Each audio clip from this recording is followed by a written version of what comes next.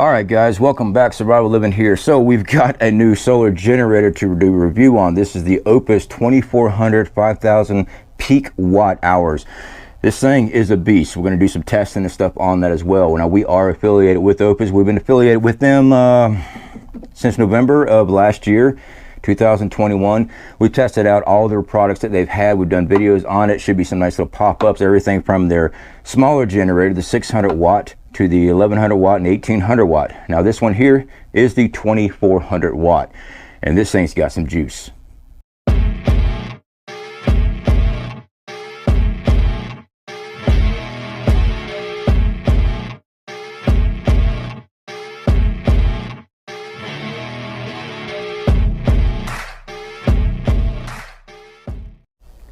So right fast guys, I want to go ahead and go over everything that came with the solar generator before we show the testing. So it comes with a warranty card, instruction manual. Now this particular solar generator comes with some additional charging options. So let me go ahead and switch you over to the side here. And this thing has got some weight, everyone. This thing is big. Your charging ports are over here on the side underneath this rubberized flap. You got two DCs and you got two Anderson connectors. That's for solar panels. Okay, you can actually charge up two 250 watt solar panels in this. That gives you 500 watts of solar power going to this thing. That's much larger than most of the solar generators I've ever done reviews on, with accepting, allowing power to come in. 500 watts, fast charge time. Now this thing does take a while to charge up because it's a massive battery bank. But for plugging into a wall, you've got your AC brick. It's got a barrel plug on one end, okay? Now this allows this thing to charge up, I believe it's around 250 watts on this, but it might take a while, right? So they include an additional one. Now with these power bricks, both can be plugged in and charge this thing up at the same time, giving it the additional boost of power to charge up. So freaking awesome. All right, so of course it comes with the plugs for the wall outlet that plugs into your actual power brick, both of them. And we've got a DC adapter plug. It's got a barrel plug on one end, cigarette lighter plug on this end. This here goes into the vehicle if you're going to charge up your solar generator using DC. Plugs right into the exact same ports.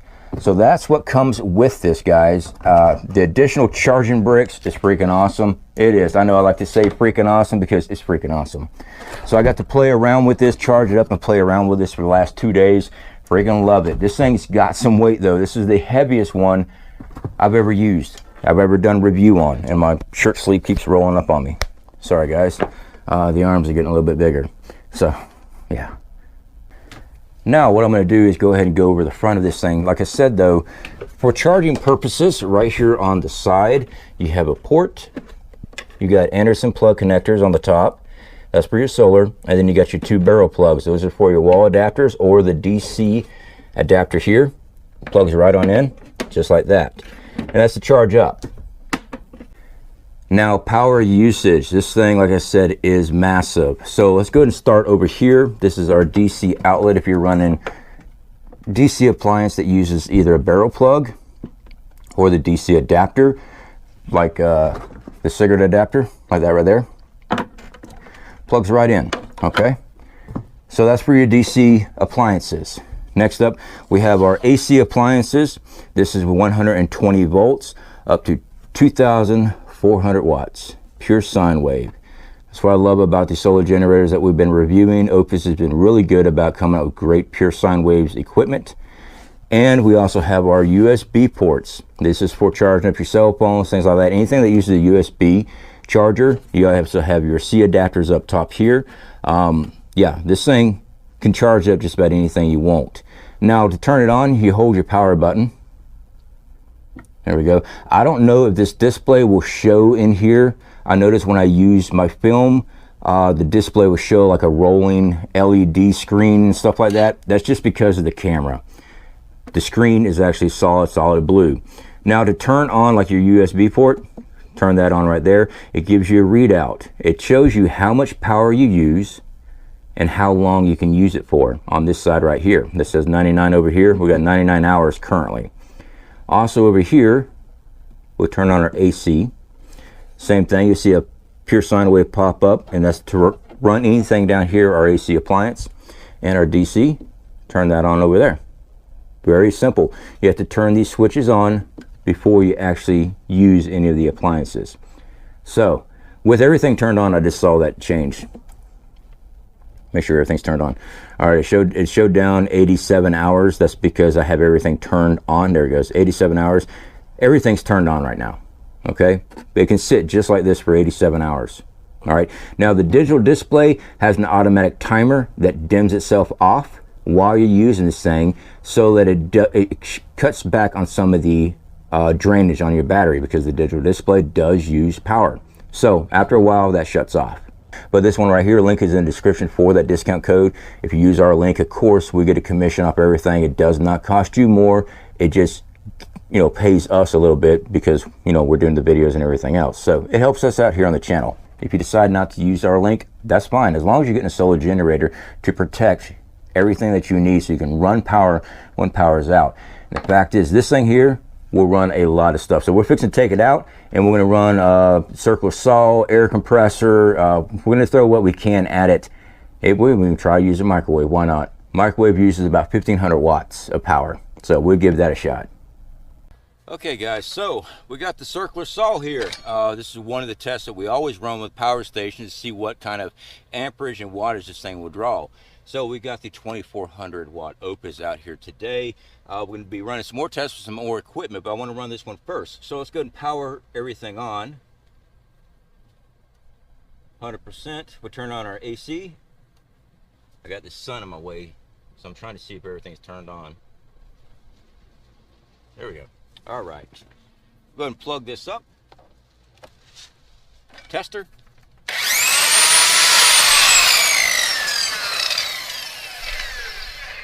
So we'll run it, but let's go cut.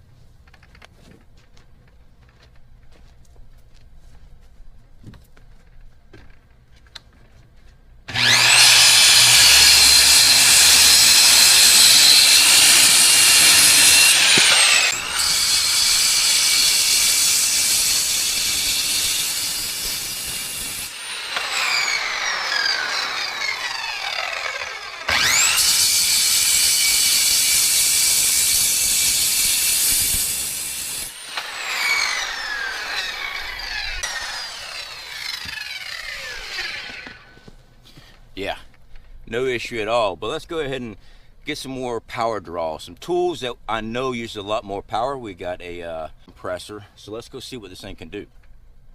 All right, guys, so we got one of these tank air compressors. These things use a lot of power. But if you need to use an air compressor with the power out, will this run it? So we got the Opus 2400 again out here. This thing's got a 5,000 watt peak. I forgot to mention that. Yeah, 5,000 watt peak, so it should start this up. Let's go ahead and turn on our AC, plug in. We are on. Let's throw the switch.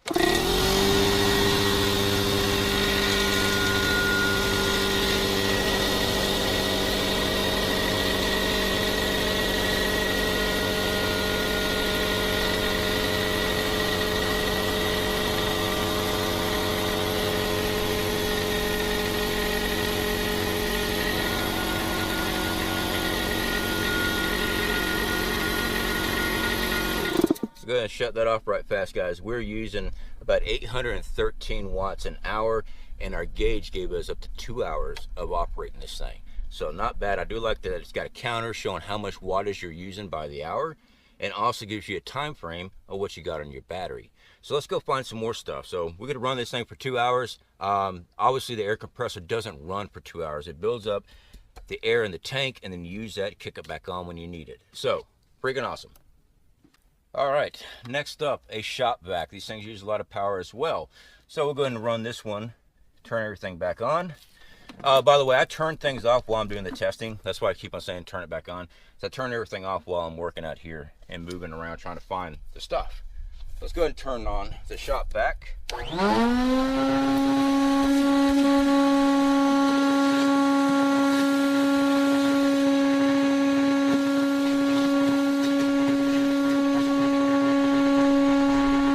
Drop back works. 854 watts an hour. 2 hours of run time.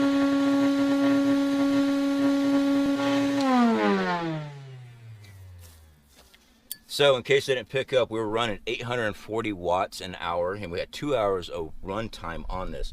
But the generator was able to power this thing up and we'll run it. I don't think you're going to be doing much vacuuming during shit hits the fan or a power outage, but if you need to, there you go. For 2 hours, you can run a vacuum cleaner. Okay, so we've got an extension cord here. Reason being, I want to show this in film, which if you see a weird colored cord, I don't want you to think I'm running it to the house with power. We'll plug this in. And what we have is an electric weed eater. I know you're not going to be weed eating the garden or anything like that during shit hits the fan, but I just want to show the power draw.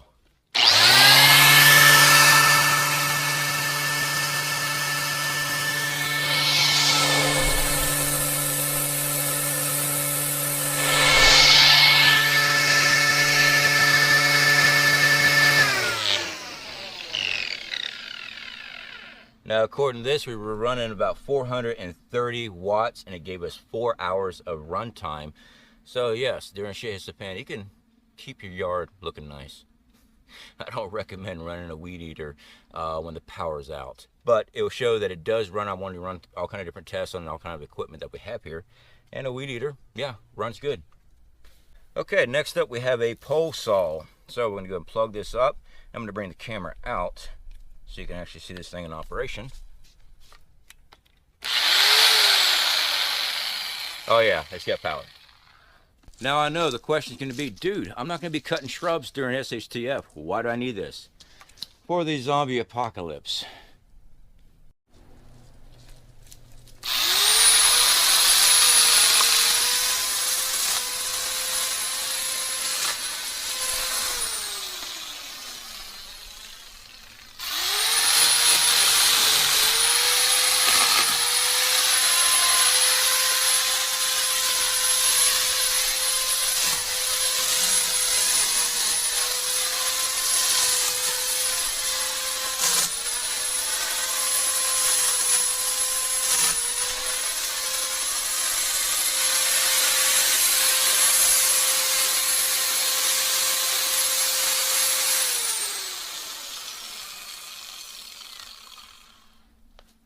Okay, so the automatic timer on the display turned off, which is great, so you don't use up extra power. It gave us 6 hours of run time, about 320 watts an hour is what this thing uses. So you can run, take care of some zombies for about 6 hours, then you gotta go recharge. Okay, so what about a microwave? When you know it, a microwave cord is just a little too short, so I'll have to pick this thing up. Microwave, for those preppers that's just stockpiled the Hormel microwavable dinners, hey, it's an idea. Can you run a microwave? Let's go ahead and test this thing out. Turn everything on. Turn on our AC. Now I got to pick this thing up. And this thing does weigh a lot, everyone. Plug it in. All right.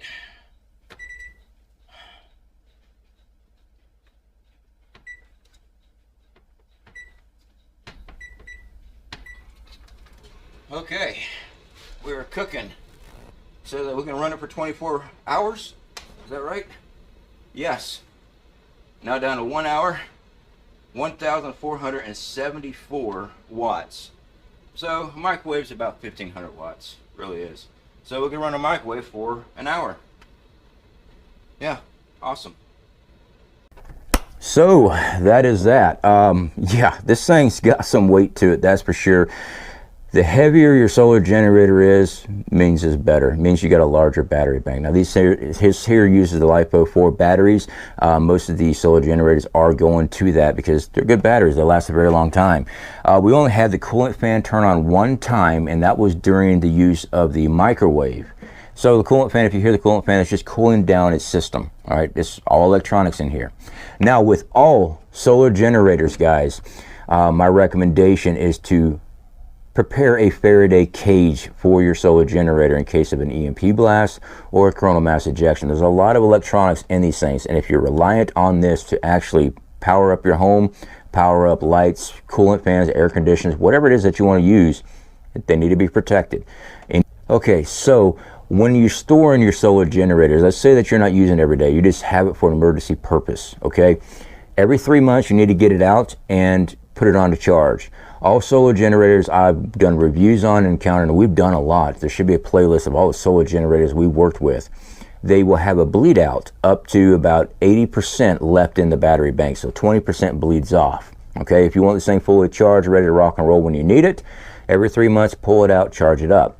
But I've never seen them drop below 80%. Now when I got this, it came shipped to me with 64% of battery power, so I had to get it all charged up and everything. Its initial charge took me 5 hours using the dual adapters for the AC. It took me 5 hours to get this thing fully charged up.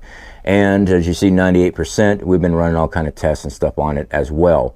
So what I love about Opus is it gives you the readout of how much power you're using. And then it gives you the readout of how many hours you have left on the system. So it makes it so much easier, takes the guesswork out of stuff. I do recommend if you're getting a solar generator and you want to run certain appliances, you need to be testing out these appliances so you know exactly how much power you need. And one of these this way is a kilowatt meter. Should be a pop-up around here somewhere. That's a $20 item on Amazon, Home Depot, Lowe's, heck, even Walmart might have them, I don't know. So you test out your equipment and see what size solar generator you need. This here is a 2400 watt 5,000 watt peak. This thing will run refrigerators, it will run window units, air condition. This thing will run a lot of equipment.